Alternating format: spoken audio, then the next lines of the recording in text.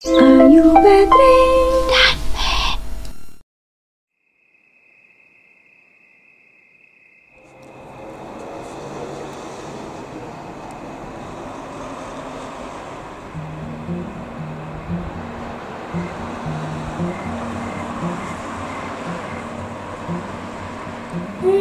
No, I don't think so. Then we should. I'm just gonna lie down here and act cute if there's anybody in the video.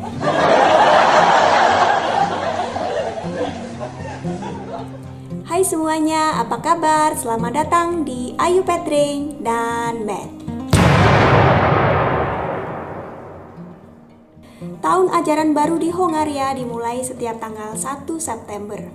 Jadi sekitar bulan September gitu akan banyak mahasiswa Indonesia yang akan pindah ke Hongaria itu menghubungi saya. Biasanya mereka tanya-tanya tentang seputar kehidupan Hongaria karena memang belum banyak YouTuber Indonesia yang ada di sini. Kalau tentang hal-hal sehari-hari sudah banyak yang saya bahas di video saya sebelumnya karena saya sudah ada lebih dari 600 buah video. Untuk kalian yang ingin tahu silahkan saja dicari di YouTube. Jadi kalau kalian mau mencari konten seperti itu tinggal masuk ke YouTube, dicari di sini, diketik Ayu Petring transportasi misalnya seperti itu. Atau kalau ingin tahu tentang biaya hidup ya diketik saja Ayu Petring biaya hidup di Hongaria. Ayu Petring harga bahan makanan, semuanya itu sudah pernah saya bahas. Ada satu masalah yang belum pernah saya bahas sebelumnya, yaitu adalah ketika ada mahasiswa atau bahkan pegawai yang ingin membawa keluarganya ke Hongaria. Tentunya aturannya beda dengan saya ya, karena saya suami kan orang sini. Kalau dua-duanya sama-sama orang Indonesia itu aturannya bagaimana? Apalagi kalau mahasiswa kan mungkin ada subsidi pemerintah atau dibantu dengan beasiswa dan lain sebagainya, itu mungkin agak beda. Jadi kemarin saya sudah meminta bantuan kepada PPI Hongaria. PPI adalah Perhimpunan Pelajar Indonesia yang ada di Hongaria. Kemudian PPI menyambungkan saya dengan satu keluarga, yaitu Ibu Nurul yang mengikuti suami beliau Bapak Hasim sedang kuliah S3 di salah satu universitas di Budapest. Dan keluarga ini membawa 3 orang anak ke sini. Jadi keluarga ini cocok sekali untuk menjadi narasumber kita, guys. Masalahnya kemarin ini pertama kalinya saya bikin Zoom meeting dan ada error sedikit, jadi yang ketangkep hanya suara Bu Nurul. Jadi maaf sekali, kita nggak bisa melihat Bu Nurul tapi masih ada fotonya. Saya sudah minta beliau untuk mengizinkan saya memasang foto beliau, dan terima kasih sekali Bu Nurul serta PPI Hongaria. Dan info ini sangat penting sekali guys, jadi kalian stay tune terus, jangan kemana-mana.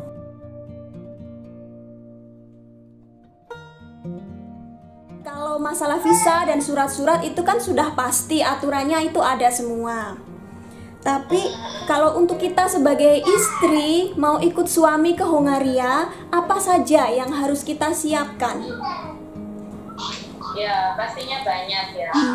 Selain hati, oh iya, mental, pikiran, iya. itu memang harus inilah siap. Apalagi saya nggak ngomong orang lain ya, saya sendiri, karena awalnya saya juga mantan wakil kepala sekolah gitu, di salah satu SMA yang di Sidoarjo gitu kan. Kemudian saya harus mengikuti suami yang sedang studi di Hongaria.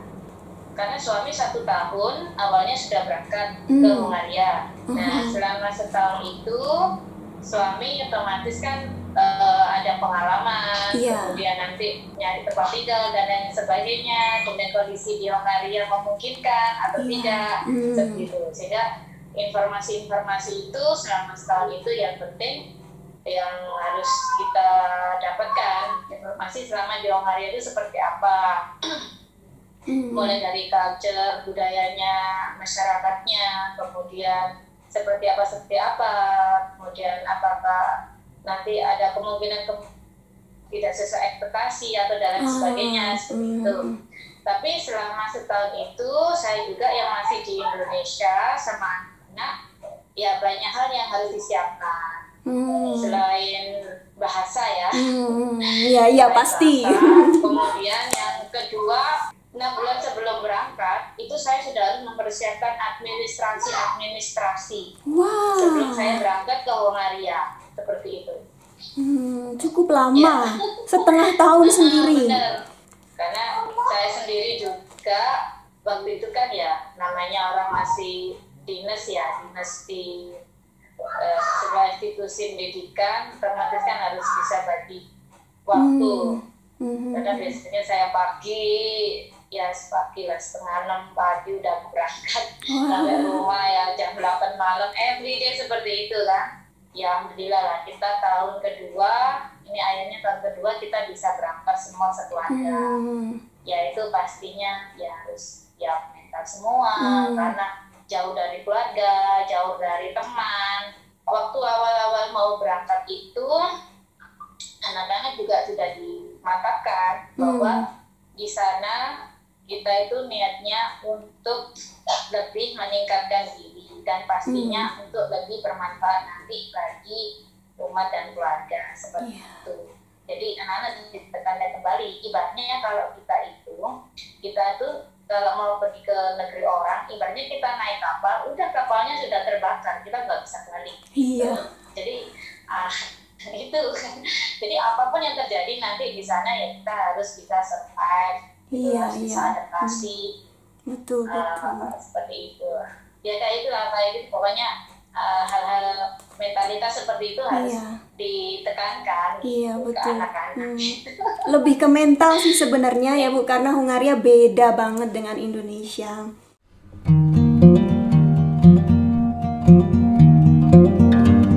Kesannya gimana? Hongaria tuh kayak apa?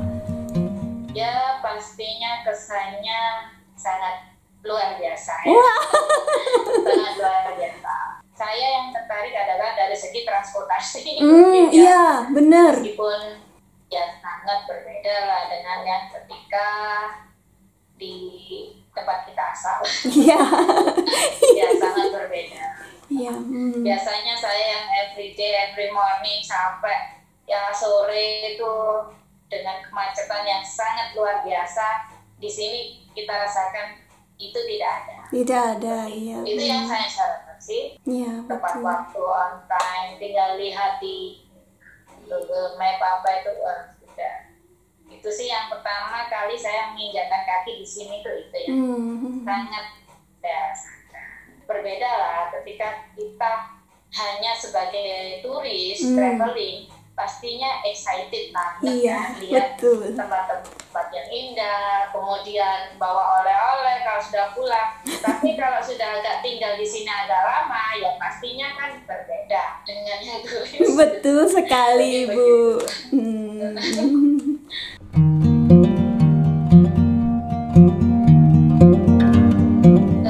Kesulitannya secara apa ya ini ya? Mungkin bahasa, kan bahasanya beda banget dengan bahasa Inggris. Mungkin. Jadi kalau mau belanja gimana Ibu? Oh gini, mungkin kalau saya sendiri ini mencari flat mungkin ya. Oh. Kalau saya, ya karena ketika kita kan dapat flat itu sebelum kita berangkat. Oh gitu. Kita kan sudah dapat flat.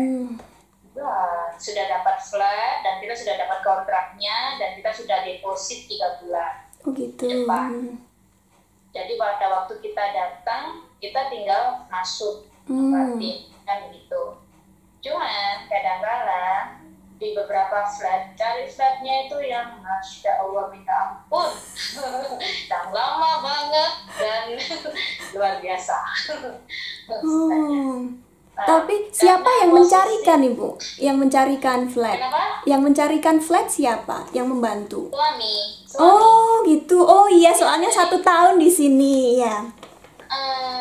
Karena suami sudah 1 tahun tinggal dulu di sini. Kalau mahasiswa nggak bawa keluarga kan tinggal di asrama. Oh iya. Tapi karena kita itu bawa keluarga, suami bawa keluarga, otomatis kan mandiri. Gitu kan. mandiri berarti harus nggak di asrama, kan flat sendiri. Itu ya. Karena nggak keluarga, apalagi saya ini anaknya banyak. Oh iya. Gitu. Anaknya banyak itu 3. Dan ketika kita mencari flat dengan berbahasa Inggris, rata-rata yang punya flat itu kebanyakan tidak bisa berbahasa Inggris juga. Gitu. Jadi susahnya itu kan speak English nggak bisa. Jadi ya udah nggak bisa. Kalau dia ngomongnya bahasa Hongaria, kita nggak bisa nerusin tanya-tanya. Meskipun kita sudah searching gitu kan, yang di searching itu ya Allah sehari itu bisa puluhan flat yang dilihat. Iya. Gitu.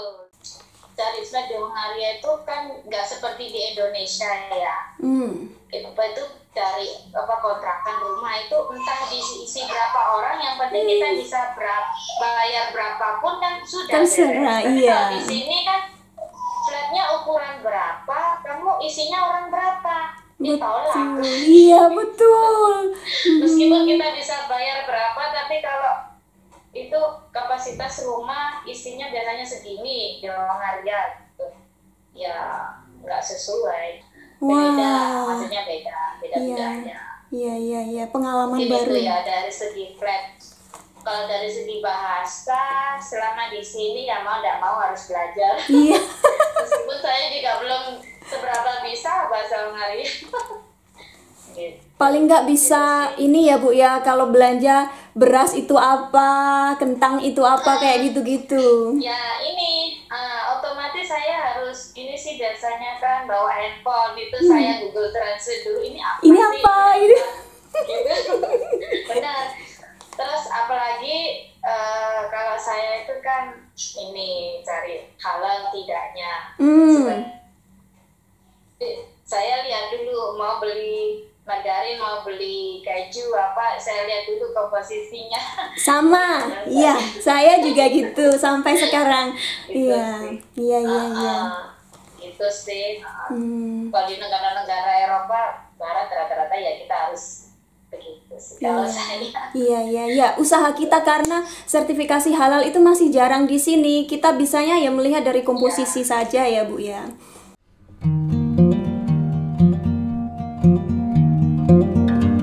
Kemudian Bu, ini lagi saya pernah dicurhatin seseorang yang visanya ditolak karena dianggap tidak mampu membayar asuransi kesehatan.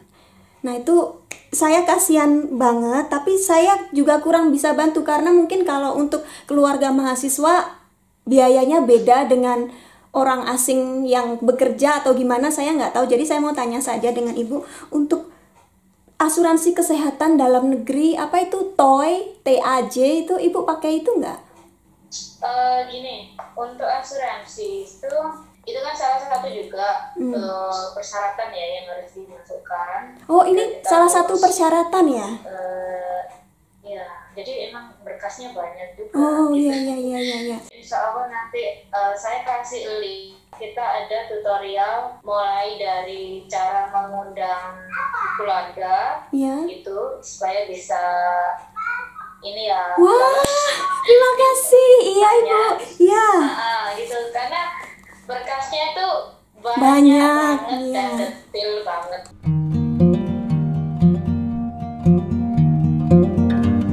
Yang selanjutnya ini yang banyak ditanyakan juga, jadi kadang ada keluarga yang sudah antusias gitu mau ikut suaminya, tapi mungkin negara Hongaria itu kan kurang terkenal, kalau di Indonesia belum terkenal gitu ya. Jadi bapaknya mungkin kuliahnya kan ambil program bahasa Inggris. Jadi mereka langsung berpikiran kalau sekolah anak itu semua juga dalam bahasa Inggris gitu. Sudah antusias. Terus tanya ke saya, terus saya kasih tahu kalau sekolah negeri di Hongaria itu semua berbahasa Hongaria. Jadi mereka kaget. Ibu bisa jelasin sebentar tentang hal ini, cara cari sekolah anak? Iya, memang agak pusing. Tapi anak saya itu yang pertama itu waktu pindah ke sini tuh kelas 2 SMP. Mau naik kelas 3 SMP. Ya. Jadi kelas 3 SMP dari Indo, yang anak kedua itu kelas 2 SMP dari Indo. Nah, sehingga yang kelas 3 SMP ini, dia dari kelas 2 SMP mau naik kelas 3 SMP. Pertama saya cari-cari sekolah. Banyak sekolah-sekolah negeri kayak Hongaria itu, di Hongaria itu. Kemudian saya gini, karena anak saya belum bisa bahasa Hongaria. Anak saya belum bisa bahasa Hongaria, nanti dia kaget kan begitu kan. Nah, akhirnya saya cari sekolah yang sekiranya bisa menerima dia dan anak saya nggak shock dan gitu. Akhirnya saya ada informasi ada sekolah Arab di sini di Budapest. Nah, ada di Budapest Mosque. Nah, itu sekolahnya di School gitu. Sekolah anak. Nah, akhirnya anak saya dua-duanya saya masukkan di situ. Saya masukkan di situ karena culture-nya paling tidak mereka banyak yang berhijab, kemudian pakai bahasa Arab. Jadi sekolahnya berbahasa Arab. Setiap harinya gitu ya, pakai Arabic semua. Nah, tapi karena anak saya yang sudah kelas 3 SMP, posisinya di sini, saya juga nyekolahkan anak saya itu ke SIDH, Sekolah Indonesia Den Haag Belanda. Oh ya, itu yang online ya, Bu? Iya, benar. Jadi anak saya ikut 2 sekolah. Begitu. Nah, itu saya boleh tanya, Bu. Kalau hanya disekolahkan di Den Haag, cukup online saja nggak sekolah di Hongaria, itu kira-kira boleh nggak? Ya, bisa-bisa aja. Bisa-bisa aja. Terserah kita. Oh, gitu ya. Kan orientasi kita mau gimana ke depan anak-anak kita. Karena orientasi saya waktu itu, kalau seandainya nanti kita itu pulang ke Indo, sehingga kita nggak butuh transfer lagi ijazah dari sekolah lain. Jadi kamu punya ijazah yang dari Indonesia, tapi meskipun itu cabangnya dari Belanda. Betul. Jadi anak saya pagi, dia jam 9 sampai dan setengah 2, dia sekolah di Libya School. Tapi nanti kemudian jam 6 sampai jam 8 malam, dia ikut PJJ online. Seperti itu, Belanda. Jadi dia ikut 2 sekolah setiap hari.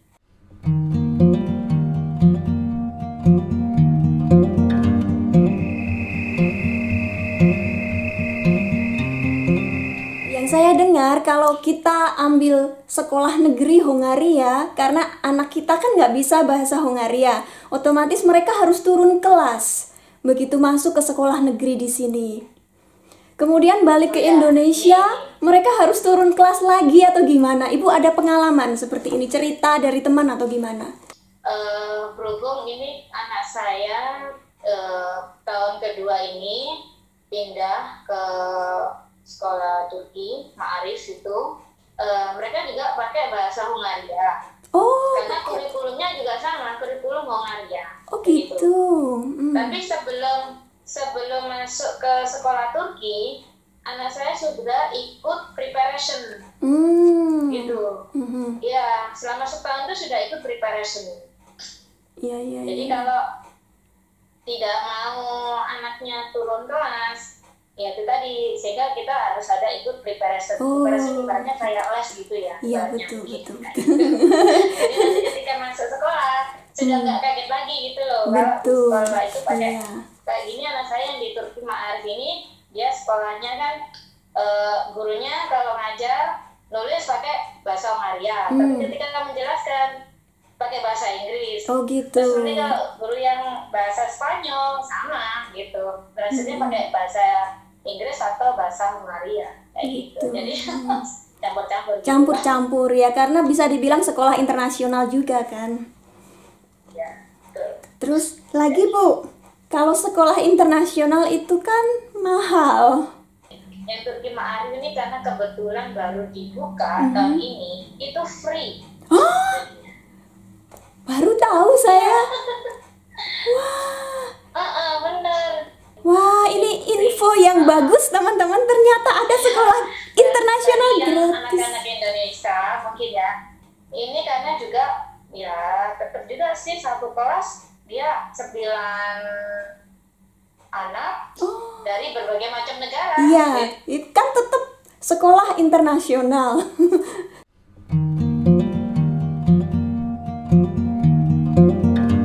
Kalau dibandingkan dengan biaya hidup di kota-kota besar di Indonesia, Surabaya misalnya atau Jakarta, menurut Ibu Budapest itu mahal banget atau enggak untuk makanan, tempat tinggal gitu? Oh ya. Ya. Mahal tidak itu relatif ya.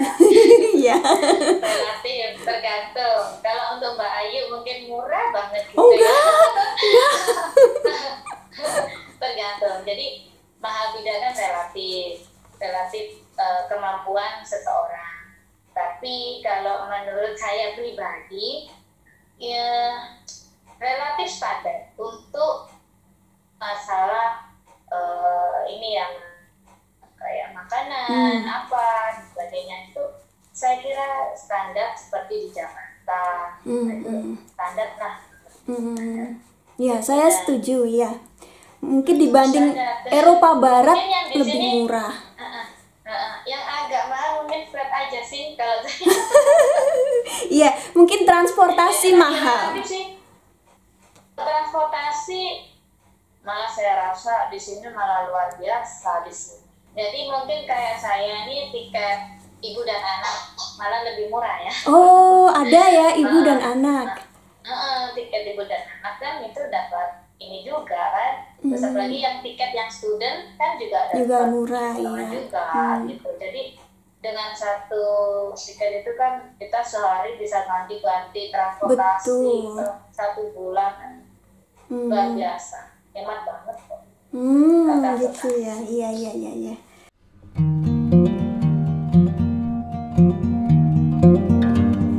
Ini yang bagi siapa nih? Ibu aja, karena saya ngomongnya sama ibu sekarang. Ya memang namanya aja hidup di negeri orang, nggak semudah kayak di negeri kita sendiri. Iya. Apapun ya kita harus adaptasi, kan begitu. Tapi selama ini kalau saya sendiri sih ya ini juga sih mungkin kalau ada kegiatan di KBRI ya itu mungkin sangat ini juga kan saling kenal. Sebenarnya banyak Bu mahasiswa Indonesia di sini. Kalau boleh tahu kira-kira ada berapa? 100 gitu ada? Apa? Mahasiswa Indonesia di sini. Mahasiswa, waduh kalau berapa jumlahnya saya nggak seberapa tahu ya. Cuman kemarin informasi yang saya dapat mungkin 1 mingguan yang lalu mungkin ya itu mahasiswa baru yang baru datang kemarin Agustusan atau September ini sekitar 70-an orang. Wah, lumayan ya. Wah. Iya, tapi ini juga ada yang belum datang juga ini.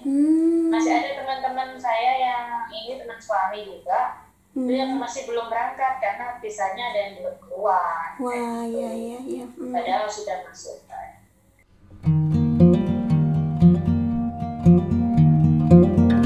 Terus ini ada juga ini yang tanya ke saya, apa pernah mengalami rasisme selama tinggal di sini? Kita tinggalnya di Budapest. Iya. Saya nggak tahu kalau di luar Budapest. Karena ada cerita juga sih dari teman gitu ya. Iya, yang di luar Budapest merasakan seperti itu. Iya. Tapi selama saya tinggal di sini sampai tahun kedua ini, ya alhamdulillah lah sampai sekarang aman. Tidak pernah merasakan itu, gitu. Iya. Karena mungkin saya rasa Budapest adalah kota yang multicultural, jadi mereka sudah terbiasa dengan orang asing. Iya, Apalagi seperti saya yang pakai hijab gini ya Mbak ya. Itu awal-awal saya juga agak takut gitu kan. Lagi di negeri yang saya juga baru dengar dan baru menginjakan kaki di negeri ini. Betul. Dan mayoritas non-Muslim. Iya gitu. Terus mereka kira-kira ini enggak. Ternyata enggak itu. Saya pakai hijab bahkan waktu itu ini karena saya sudah pindah flat ya. Waktu awal-awal itu flat saya berdampingan dengan gereja Ortodoks, gereja yang sangat besar. Ya. Setiap kali saya melewati itu karena naik bus, naik tram, apa kan harus melewati dan gitu. Ya no problem, oke aja, nggak ada masalah gitu. Malah saya suka duduk-duduk gitu di tamannya gereja. Ngadem. Iya, gitu kan bagus tamannya gitu, bunganya cantik-cantik gitu kan. Iya.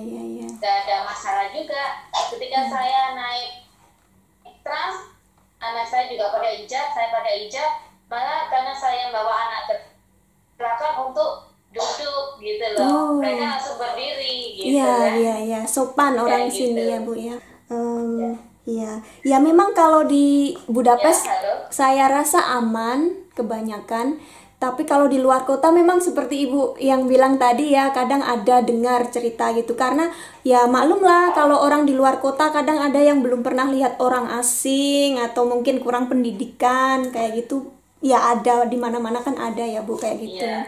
Ini aja sih yang penting kita itu bisa jaga diri, bisa tahu menempatkan diri dan tidak kepentingan umum. Iya, Ya betul. kita sendiri juga harus tahu diri lah. Kita Betul, itu di mana? Kita iya. ini kan di negeri orang, tidak seperti di negeri sendiri. Berarti kan kita harus tahu menempatkan diri kita, gitu. Sehingga orang lain juga inilah juga menghormati kita, gitu Iya. aja sih. Iya Bu, Saya rasa. betul sekali.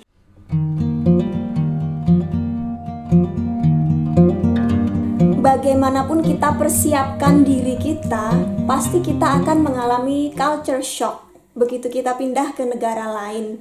Ini ada tips untuk mengurangi culture shock biar nggak kaget gitu. Benar. Mungkin bagi teman-teman yang mau berangkat ya, mengajak keluarganya, mungkin paling tidak keluarganya sebelum berangkat diedukasi. Wah, iya. Saya itu ya, diedukasi dalam artian ini mau diajak ke negara yang seperti apa, budaya di negara itu seperti apa, culture-nya seperti apa, minimal bahasanya paling tidak itu diketahui lah, sedikit-sedikit diary-nya itu ya. Saya awal-awal juga nggak tahu gitu kan, minimal tahunya terima kasih 06 gitu. Iya. Yonapot gitu. Iya. Kemudian selain edukasi tentang pengetahuan negara yang mau dikunjungi sama culture-nya, kemudian mungkin kalau contoh mungkin suami sering ngirim foto atau ngasih video, ini loh seperti ini, dari sini seperti ini. Misal kalau pagi itu seperti ini, ada tempat-tempat seperti ini, kayak gitu. Ada edukasi seperti itulah. Mulai dari bahasanya, budayanya, sehingga keluarga yang diajak juga nggak shock gitu loh. Tiba-tiba, wow ternyata di sini seperti itu. Ternyata dingin. Itu paling Mbak Ayu ya. Ya, ini jadi sudah kita selesai. Terima kasih banget untuk waktunya. Iya. Culture shock itu merupakan bagian dari adaptasi kita di negara baru. Jadi sebagaimanapun persiapan kita pasti akan ada culture shock. Tapi kalau kalian nonton vlog-vlog saya yang terdahulu, kemungkinan kalian sudah bisa tahu, bisa meraba ada gambaran apa yang akan kalian dapatkan di sini. Jadi mungkin itu bisa mengurangi culture shock. Jadi silahkan tonton vlog-vlog saya yang terdahulu. Itu saja. Linknya ada di deskripsi. Di situ ada segala macam tentang kehidupan di Hongaria. Jadi terima kasih teman-teman yang sudah nonton. Semoga bermanfaat dan sampai ketemu di video berikutnya. Bye bye.